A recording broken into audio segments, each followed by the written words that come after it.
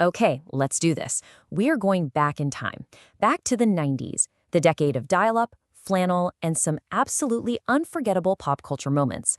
But, this isn't just about being nostalgic. We're actually heading back to solve a bit of a puzzle. So here's the big question. What on earth connects a Super Bowl, a president's infamous lie, and a wrestling match? I know.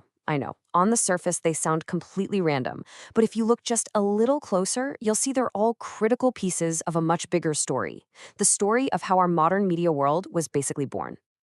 See a pattern here? It's kind of weird, right? The last week of January, over and over again in the 90s, became this hotbed for these culture-defining moments. And they didn't just grab our attention for a day, they completely changed the game.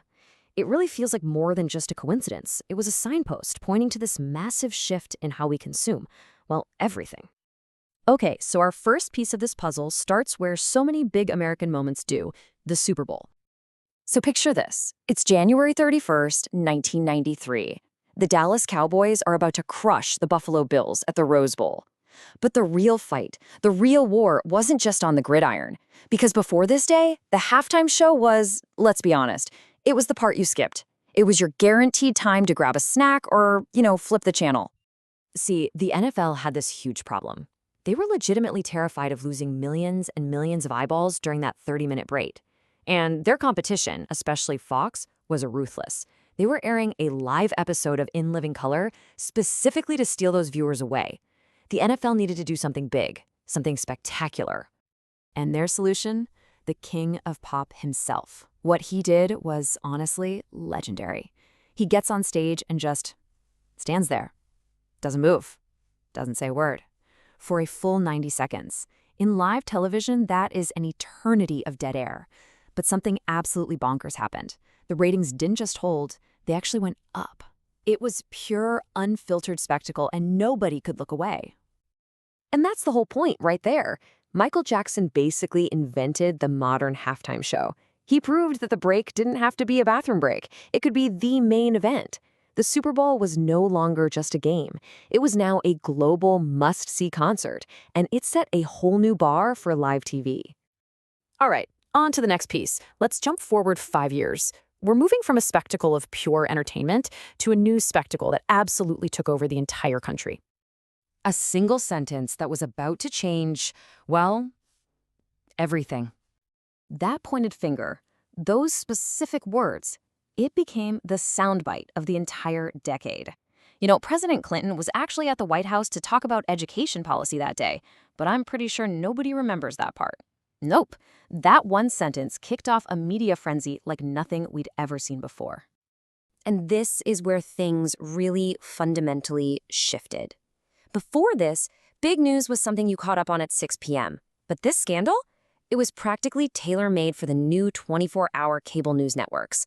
All of a sudden, news stopped being just information. It became this relentless, round-the-clock drama series you couldn't turn off. You want proof of just how saturated our culture became with this story? 4,000. That's the number of jokes that Letterman and Leno alone told about it.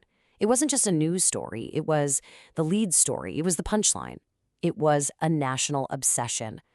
The line between politics and entertainment, it had officially been erased. And this, my friends, brings us to the grand finale. Because on January 31st, 1999, the two worlds we've been talking about, this giant entertainment spectacle and this relentless media competition, they collided in probably the most bizarre way you could possibly imagine. So get this, exactly 6 years to the day after Michael Jackson redefined the halftime show, the WWF decided to take it on directly. And the weapon of choice? A pre-taped championship wrestling match between The Rock and Mankind held in a totally, completely empty arena. I mean, just look at the contrast. On one channel, you have MJ's polished, billion-dollar stadium spectacle, and on the other, you've got two guys brawling in a kitchen with catering trays and a forklift. The WWF knew they couldn't outproduce the Super Bowl, so they didn't try.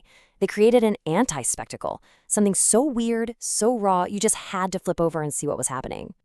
Halftime Heat was really the ultimate proof that the culture had changed. It was brilliant. It literally weaponized entertainment against another entertainment event.